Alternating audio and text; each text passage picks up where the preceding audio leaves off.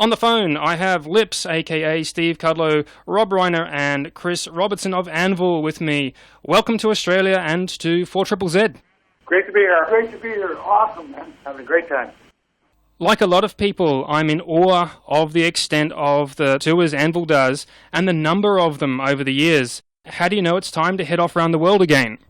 Well, we've been on a non-stop thing ever since the movie actually came out, and it's changed everything. You know, you don't have day jobs anymore, and it's all good, man. We've been making a living from our music, which is living the dream. I have this theory that if you do something you love, it keeps you young, and so much of the on- and off-stage footage I've seen of you guys reinforces that idea. You're by far the happiest, most positive heavy metal personalities I can think of, which is a bit of a juxtaposing concept. Well, it's actually, the thing is, metal is a very, very downtrodden style thing, and it's unusual to have a positive attitude. But I'm unusual, and that's my thing. I don't want to be like everybody else, and I do everything that I can to keep my happiness. And that's what the fight is. It's really about the fight to stay happy. And in order for me to be happy, I've got to be on the road and be creative and make music, and that's what my war is against. I've got to win it. Absolutely, and I think it really works for you. Have you had people telling you to be more serious? Yeah, the odd time, but they're usually people who are very unhappy. I mean, there are people in the metal genre that say that if you smile, you're not heavy. I don't really agree. How do you react to that? I think it's stupid. I think it's really stupid. It doesn't make any sense. Like, sometimes, like ever since we were little kids, Robbo and I, when we hear something really blisteringly heavy, we get the giggles. It's just so unbelievable. It actually makes us laugh because it's just so intense sometimes, you know. Like, I think probably the first smile some of the first smiles that metal ever gave us was from Black Sabbath, hearing songs like Iron Man. You're hearing that, and you hear the drum breaks, and it's just so heavy, you know. Boom, boom, boom. You just start laughing because part of it is the simplicity, and it's being able to comprehend that simplicity and see it for what it is and appreciate it for what it is. And sometimes simple is the most entertaining. Whether it's making you laugh or whether it's making you sad, it's evoking emotion, and that's the bottom line. So happy or sad, it's about evoking emotion. I hear you. I'm always interested to know what music musicians listen to. Steve? Well, I'm still stuck in the late 60s and early 70s, really, for the most part. I don't think anyone can blame you for that. Well, it's when the most influential music happened. It was really the middle of the renaissance of the electric guitar, really, is what we're talking about. Certainly the invention of the electric guitar brought on everything that we know today. And there probably won't be another renaissance like that unless they discover a new kind of instrument. But I think the electric guitar is really the main driving force to what rock and roll, metal, hard rock, whatever you want to call it, that's at the heart of it. So, you know, and the most influential years were, I think, the beginning years, really, particularly the years that distortion on the guitar, like Jimi Hendrix. Once Hendrix discovered distortion, it sounded like a complete orchestra coming out of one instrument. And that's what distortion is. And it wasn't like just the sound of an acoustic guitar. It sounds like a wall of sound. It's like, wah. Rob and Chris, what are your tastes in music? Well, myself, I concur with Liz. I still live in the 60s and 70s, and I don't listen to anything contemporary. That's basically it. Old school is the only school. I'm more from the little bit of the 60s, but mostly the 70s, sort of more of a progressive rock kind of thing is what I like to listen to. The more complicated music and whatnot, and it's heavily influenced my bass playing over the years. Not to cast aspersions on any of the bands and the people that you like listening to, who makes you laugh? Austin Powers. Yeah, by gold member rule. Isn't that weird? And we're not even from Holland. All good.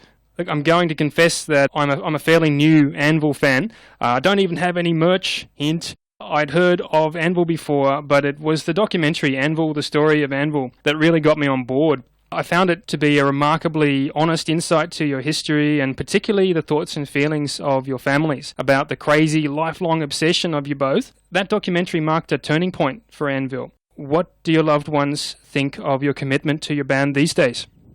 I mean, that would not apply in my case. that doesn't really apply to Rob as much as it does to me.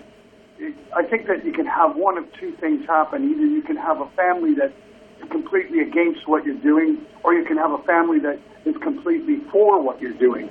In my case, everybody was against it, which actually was a great preparation for the world at large, because the world is a really negative place, and it will always tell you you can't.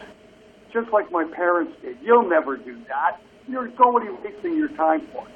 Well, guess what? I'm going to show you. Just watch me. And that's an incredible driving force. So in a certain sense, I think that negativity that surrounded my childhood was actually a great preparation for what I needed. It gave me the tools to be able to persevere. And certainly if I couldn't get the acceptance of my family, I certainly went twice as hard as somebody else that might get the acceptance, because I had something to prove, and it's worked very much in my favor, and I'm grateful for it. That's a great way to look at it. Quite honestly, I think at the end of the day, my mother was very, very proud. And I think she had a hard time getting her head around the concept that her son, the musician, was much more famous and world-known than her son, the doctor. And it was a tough pill for her to swallow, and I got a lot of gratitude out of that. When the people closest to you are the last to get it, but that happens. Well, that's right. And I'm good with it, because the main part of it, they got it. I did it.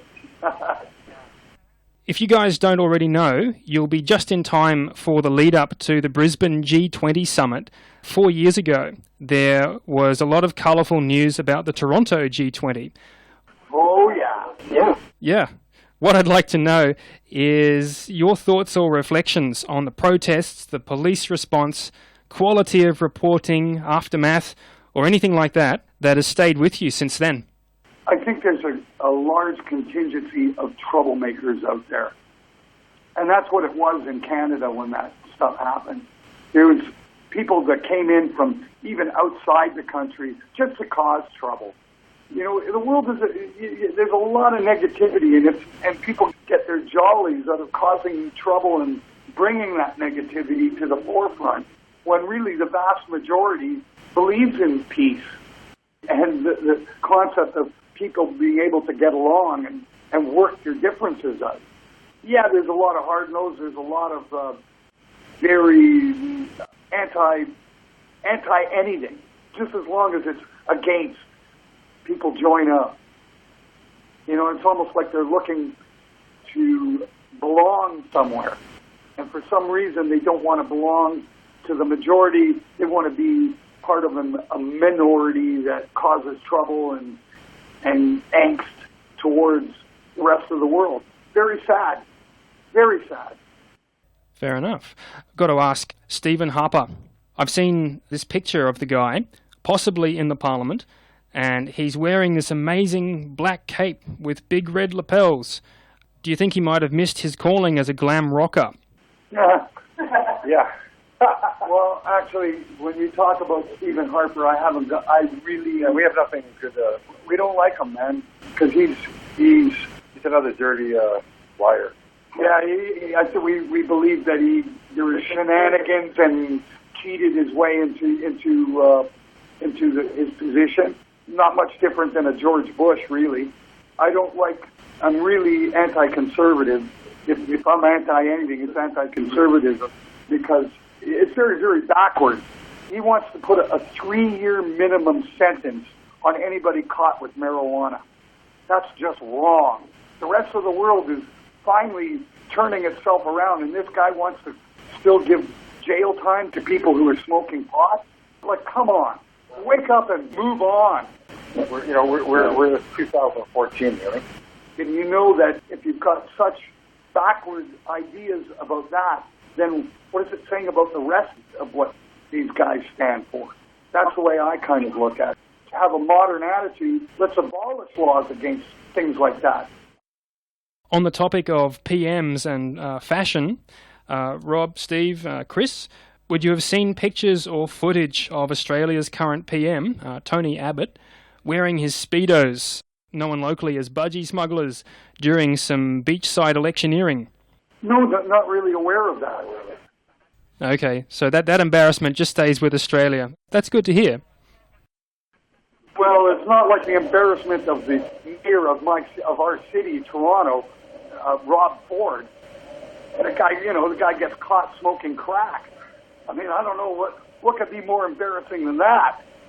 Yeah, that's an interesting case. He recovered pretty well from that, didn't he? No, he's the mayor. He's no longer the mayor. But he stayed out of jail. It's illegal to possess it. Once you smoked it, it's gone. Where's the evidence?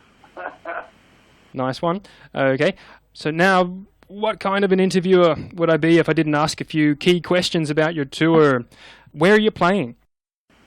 Well, anywhere and everywhere that we can. We just came from Japan. We just did basically a sellout 8-show tour of Japan. It was completely successful. Best tour ever for Anvil in Japan. We have 5 shows in Australia right now, 3 in New Zealand. We have 22 shows in Europe right after. So we're rocking. Absolutely. Yeah, it's another one of those huge Anvil tours. When are you in Brisbane? Melbourne tomorrow. Friday. Saturday night. That's right. Now, how much are the tickets? $50 in advance, $60 at the door. You already mentioned a little, but I'll just ask again, where are you going after Australia? New Zealand. I'm glad they get a look in. And then we go home for 3 days, and then we've got 22 shows all over Europe. That's amazing. Yes, it is amazing. It's better than amazing. It's a dream. It's we're living the dream, man. We're doing what we always wanted to do. Okay, Steve Kudlow, Rob Reiner, and Chris Robertson. Proof that heavy metal has a heart and soul. I can't thank you enough for your time and for being on 4zzzfm. Well, thank you. We really appreciate it, man. Thanks for having us. Oh, thank you. Thank you very much. Love your work, and I hope you have a fantastic Australian leg of your tour. So do we.